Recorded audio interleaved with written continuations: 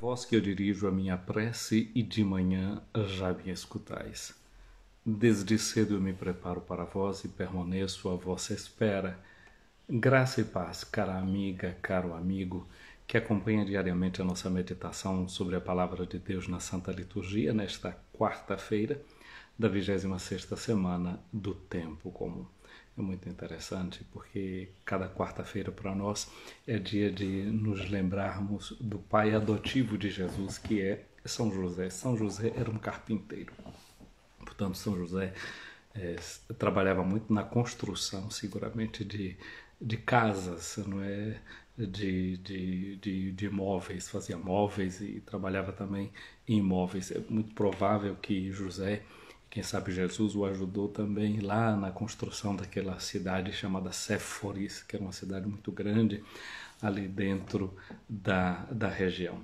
Nós vivemos em um mundo onde se fala muito de sucessos imobiliários. Tem gente que tem muitas habilidades, não é, para essa prática. E acho que hoje a gente é confrontado com o sucesso ou o insucesso imobiliário de Jesus. Jesus que os discípulos olham para ele e veem nele a realização de uma promessa de Deus. Ele é o Messias. Mas enquanto os seus discípulos olham para ele e veem nele a promessa de Deus realizada, ele é o Messias de Israel, ele olha para si mesmo e se apresenta com as características do Filho do Homem, da humanidade. E seguramente ele, com essas características da humanidade, ele escolhe ser solidário com o ser humano. E, sobretudo, ele escolhe ser solidário com aquele ser humano mais simples, com aquele ser humano mais pobre, com o ser humano mais necessitado. Aquilo que a gente conhece da segunda carta aos Coríntios 8:9, quando Jesus Cristo, quando Paulo apresenta Jesus, ele diz: ele de rico que era, se fez pobre para nos enriquecer com a sua pobreza. É preciso que a gente entenda que essa pobreza de Jesus, a pobreza com a qual ele se manifesta como Filho de Deus e Filho do homem, é uma escolha. E, portanto, para mim e para você que vamos seguir Jesus, a gente também tem que entrar nas escolhas de Jesus. A gente precisa entrar nas prioridades de Jesus. A gente precisa acolher o estilo e o jeito de ser de Jesus. A gente não pode querer a finalidade, que é seguir Jesus, querer o fim, sem abraçar os meios, sem abraçar o caminho, sem abraçar a proposta.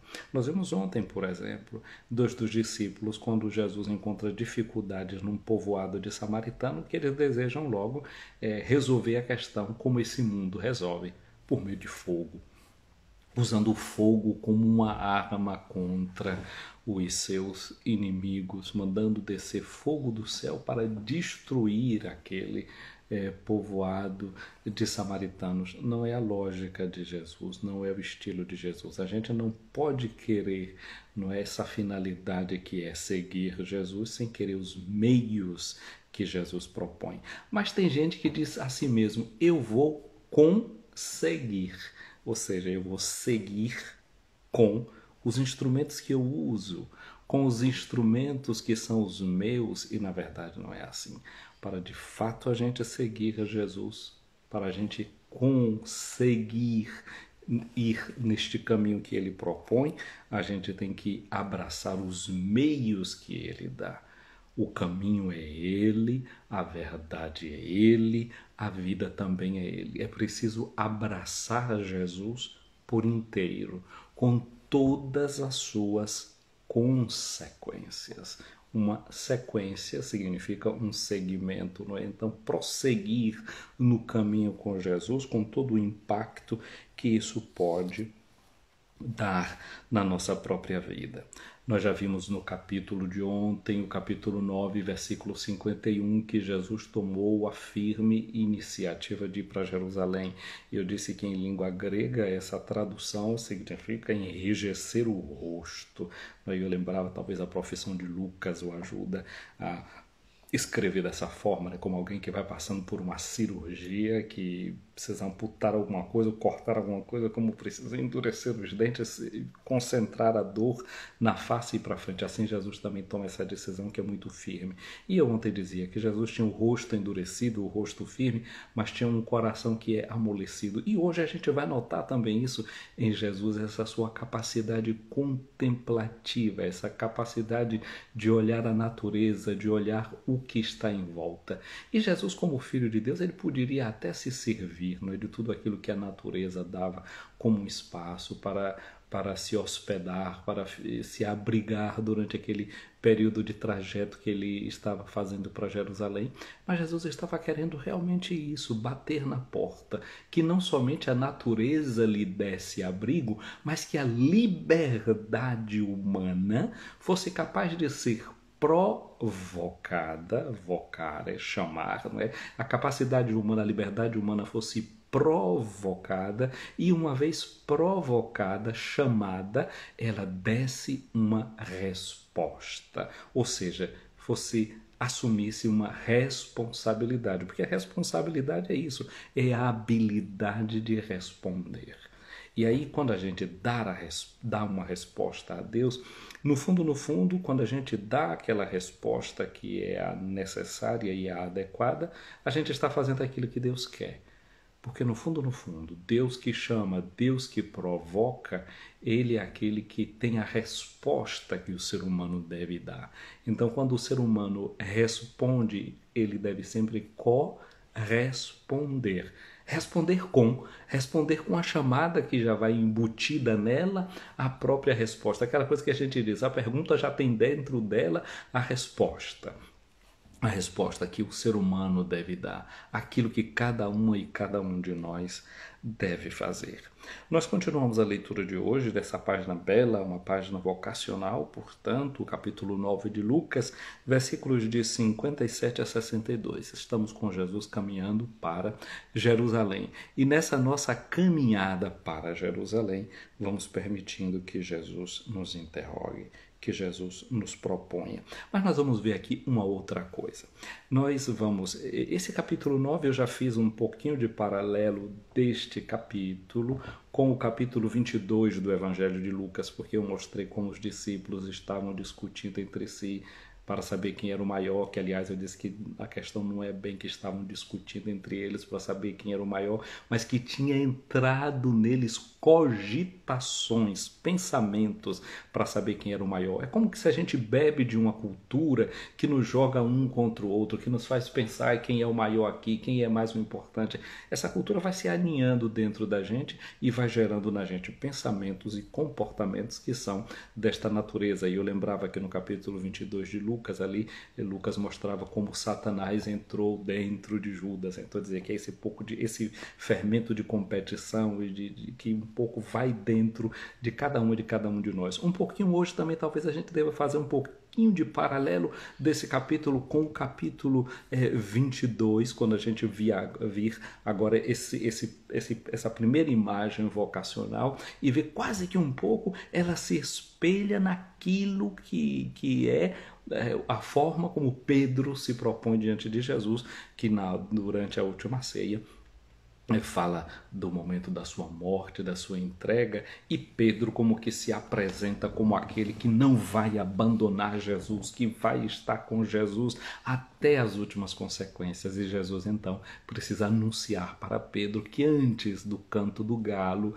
ele o negaria, ele o renegaria. Então, nesse sentido, essa imagem de Pedro que pensa que ele pode com as suas forças, com os seus recursos, um pouco vem espelhado nesse primeiro exemplo de vocação daqueles que pensam assim: eu vou conseguir. Eu vou seguir com os meus recursos, com as minhas forças, com as minhas habilidades, que não é assim.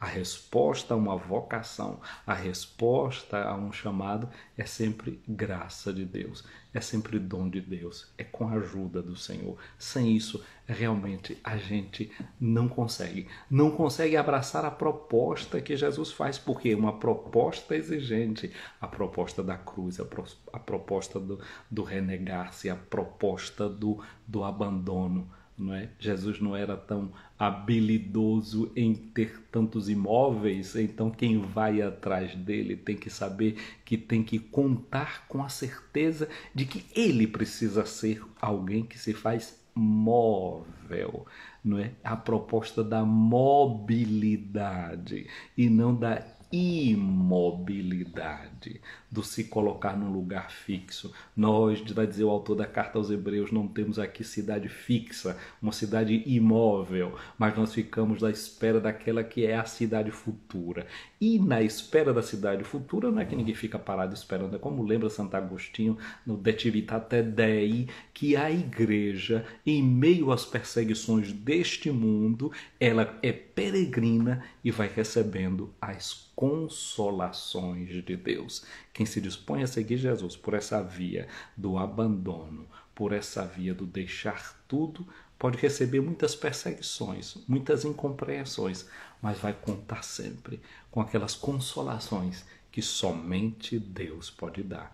Mas nós não vamos atrás das consolações, nós vamos atrás de Deus. Não vamos atrás das consolações de Deus, mas do Deus das consolações. Porque como vai nos dizer o apóstolo, uma vez nós consolados e consoladas, devemos ser também motivo de consolo para os nossos irmãos e para as nossas irmãs. Então o texto de hoje, de Lucas 9, 57 a 62, começa dizendo assim: enquanto Jesus e seus discípulos caminhavam, nós já sabemos por que é que eles estão caminhando, porque não conseguiram abrigo naquele povoado dos samaritanos, e Jesus disse, não vão queimar a cidade não, nós vamos para diante. Então quando eles começam a caminhar e a ir para diante, o que é que acontece?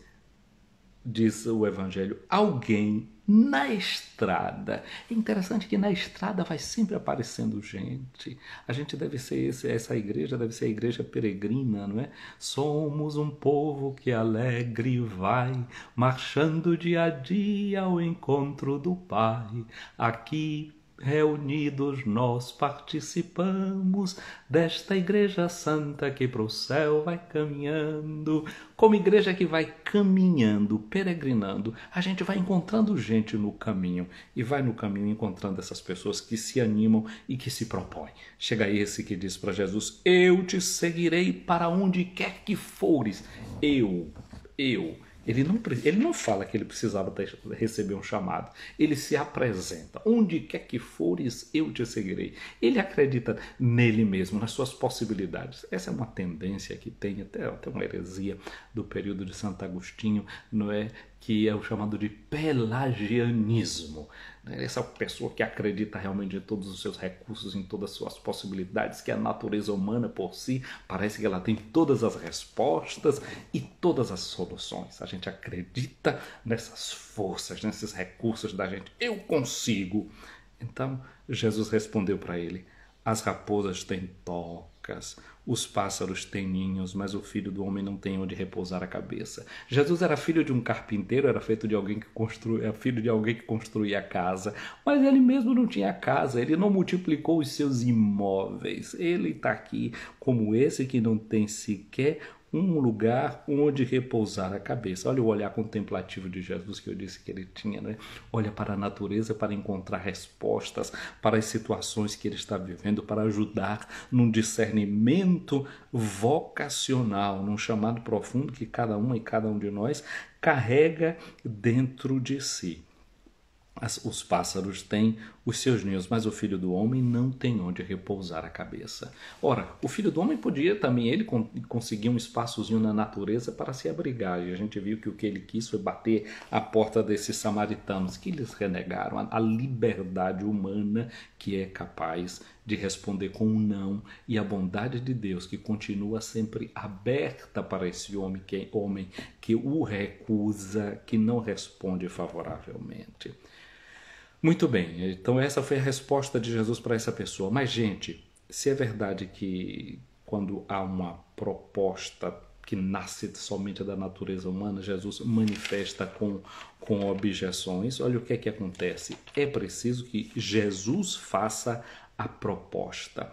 E Jesus agora fez a proposta a um outro. Ele disse a um outro, segue-me. E agora vai ser esta pessoa que recebeu o chamado que vai criar certas objeções. E como é que ele vai criar suas objeções a Jesus? Ele responde: deixa-me primeiro ir enterrar meu pai. Deixa-me primeiro. O que esse homem está querendo é criar as suas prioridades. Ele precisaria, esse homem aqui, ser como nós, né, que já conhecemos o Evangelho de Mateus e lembrar daquela palavra que a gente canta também nas comunidades, né? Buscai primeiro o reino de Deus e a sua justiça, e tudo mais vos será acrescentado. Aleluia, aleluia. Meu irmão, em primeiro lugar deve vir o reino de Deus. Esta é a prioridade das prioridades. A gente não pode antepor, vai dizer São Bento, nada a Jesus. Nada antepor a Jesus, não colocar nada na frente dele. Ele deve ser a prioridade das prioridades. E aí agora esse homem se vê confrontado com um dever seu. Tinha um dever, esse homem tinha um dever. O livro do Êxodo fala disso com muita clareza, né? Êxodo 20:12, Levíticos 19:13. A gente tem o dever de prestar os funerais aos nossos pais. Isso é o dever. Não é? Agora aqui às vezes a gente tem essa grande tendência, né? Hoje em dia você fala, parece que tem certos fermentos nascendo dentro da comunidade. Deus, pátria, família. Olha como aqui a lógica do evangelho vem, reverte a mentalidade da gente.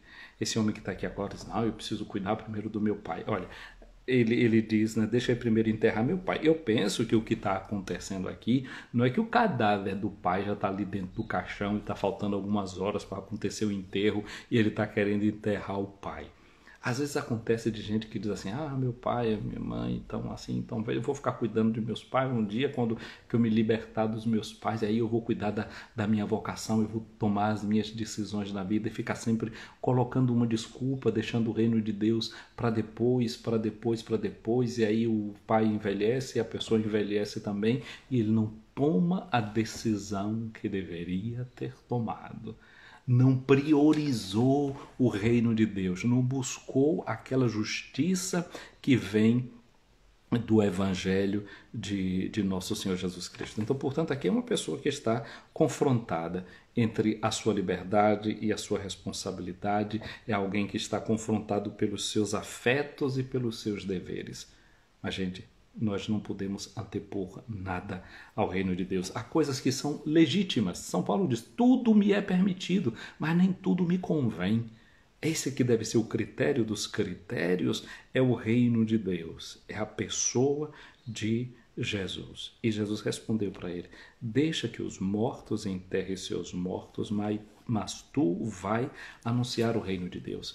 Vejam só, se ontem, ao pedir aquela hospedagem, a hospedagem é um dever religioso, moral, na cultura, na ética oriental. Se eles começassem ali a ficar brigando com aqueles samaritanos, não é, para conseguir uma hospedagem, colocando na cara deles: ah, mas isso você sabe que eu dever vocês ler a Bíblia, vocês não viram o que aconteceu com Abraão, vocês também não se sentem descendente dele, eles acolheram mensagem. Se eles ficassem ali brigando com isso, não iriam para frente. Então deixa que os mortos enterrem seus mortos. Ah, não estão querendo você nesse lugar mais não? Sacode a poeira, bate a poeira ali da sandália, vai para diante, segue teu caminho, faz a tua estrada. O que Deus tem para ti é muito melhor. Santa Teresa de Corderec, fundadora das irmãs do cenáculo, ela dizia: deixa Deus te modelar. Tu não sabes o que Ele quer fazer de ti, o que Ele vai fazer de ti. Então deixa Deus te modelar, não fica aí preso a essas coisinhas. Vamos para frente, façamos a nossa estrada, façamos o nosso caminho. E assim vai Jesus ensinando aos seus discípulos: deixa os mortos enterrarem os seus mortos, deixa essa mentalidade do imobilismo, porque quando alguém está morto já está imóvel, né? já está imóvel, já está parado, já está durinho ali, não tem mais possibilidade de movimento algum. Dentro da morte está o imobilismo. Então, se as pessoas não se abrem a essa proposta dinâmica, missionária de movimento de Jesus, vão seguir nós o nosso caminho. Teve ainda um outro que disse para Jesus: eu te seguirei, Senhor, mas deixa primeiro despedir-me dos meus familiares. Olha a prioridade, deixa primeiro. O que é que ele quer em primeiro lugar? E se despedir dos seus familiares. Então a gente vê que na chamada de Jesus, a gente primeiro deve se libertar das coisas. E aquele outro ali, a ele que queria seguir Jesus, ele disse: a raposa tem suas tocas, os passarinhos têm seus ninhos. Se você não se desapega de tudo aquilo que é bem, móvel ou imóvel, de tudo aquilo que são os bens desta vida, você não pode seguir. A outra coisa que você deve se desvencilhar são dos afetos. Daqueles afetos que estão da ligação do sangue, não é? Do pai e da mãe, na linha direta de onde você recebe a vida. Depois os outros familiares, e aí a família no conceito grande, não é, da mentalidade greco-romana. Dentro da família estavam também, por exemplo, os agregados, estavam os escravos, aqueles que trabalhavam na casa. Então é uma linha de afeto que não só é o afeto do sangue, porque a família era entendido como o aspecto do clã e de uma sociedade muito mais ampla. Então, portanto, aqui, não é, Jesus chama essa atenção de que a gente, para seguir o reino de Deus, deve se desvincular desses afetos também que estão em volta da gente. E Jesus disse para ele: quem põe a mão no arado e olha para trás não está apto para o reino de Deus. Eu penso que aqui, com essa palavra, a gente pode se lembrar de duas imagens bíblicas. A primeira é aquela de Eliseu, que estava trabalhando no arado quando Elias o chama. E o que foi que Eliseu fez? Ele deixou lá, pegou a junta de boi, matou, pegou o arado, fez uma fogueira. Em vez de estar querendo fogo do céu para queimar a cidade dos outros, o exemplo bíblico nos mostra alguém que pegou o seu instrumento de trabalho, que era um meio que ele tinha para trabalhar na sua propriedade, e faz um grande fogo com aquilo que era como se fosse o seu trator, aqueles instrumentos que ele tem para tirar a riqueza da terra, para tirar a riqueza do chão. Pega esses bens e os elimina. Pega a junta de boi que ele tinha e faz um grande banquete. Então, quem põe a mão no arado, para não olhar para trás, tem que ter até essa capacidade de queimar aquilo que tem para fazer uma grande celebração e uma grande condivisão. Mas essa é a primeira imagem do arado de Eliseu, que foi queimado e se fez aquele sacrifício, aquele sacrifício de comunhão, aquela festa entre as pessoas. Toda vocação deve gerar alegria em volta de quem a recebe. Deve fazer com que aquele que recebe o chamado e a vocação pegue todos os seus bens e coloque na disponibilidade de todos aqueles que estão à sua volta. E a outra imagem que aqui vem, quem põe a mão no arado e olha para trás, não é digno de mim. A figura que a gente conhece na Bíblia, que de alguém que olha para trás, a gente já sabe, eu nem preciso dizer para você já sabe, é a mulher de Ló, não é? Que quando olha para trás, ela fica imobilizada, ela se torna uma estátua de sal. Eu acho que no dia de hoje a gente pode pedir a Jesus essa graça de sair da imobilidade e entrar no segmento desse caminho que ele nos propõe, de acordo com a proposta que ele faz. Não que a gente queira agora encurtar os caminhos fazendo um segmento ao nosso modo, né? Como dizem os italianos, fai da te. Não é uma coisa feita como eu quero, com as minhas medidas, com os meus critérios, mas encontrar a prioridade que Jesus quer do reino de Deus, que venha em primeiro lugar. Que no dia de hoje a gente faça essa busca e encontre essa capacidade de responder e tenha a alegria de uma resposta dada, de uma vocação que se consolida, não é, dando a resposta querida por Jesus e que Ele nos dá a graça de dar. Ouvi, Senhor, a minha oração, chegue até vós o meu clamor. Minha amiga, meu amigo, o Senhor esteja acima de ti para te proteger, à tua frente para te guiar, atrás de ti para te defender, do teu lado para te acompanhar, dentro de ti para te abençoar. Que a benção de Deus Todo-Poderoso, o Pai, o Filho e o Espírito Santo, desça sobre ti, minha amiga, meu amigo, e permaneça para sempre. Amém. Minha gente querida, um dia abençoado para você aqui acompanhando essa nossa live. Um abraço para a Aline Sampaio, bom dia. Para a Melinha Reis, aí em Santo Antônio de Jesus, para o Padre André Silva, aqui em Roma, acompanhando a nossa live, a nossa amiga Odalé, aí na Suíça, Nide Gomes, aí também na Bahia, Genilza, Lisboa, Cia Sérgio, aí em São Paulo, acompanhando a gente aí em Piracicaba. Um abraço para cada um de vocês aqui acompanhando a gente. E você que vai chegar e vai ver essa live depois, eu digo o que digo sempre, né? Comenta, encaminha, curte, isso ajuda essa conversa da gente a chegar também a outras pessoas. E lembro lá o nosso canal no YouTube, Padre José Raimundo Escutando a Palavra, você já está inscrito nesse canal, lá também curta, comente, e no nosso perfil no Facebook, na nossa página do Facebook, Tua Palavra, lâmpada para os meus pés. Uma quarta-feira cheia da bênção de Deus para você, meu amigo, para você, minha amiga.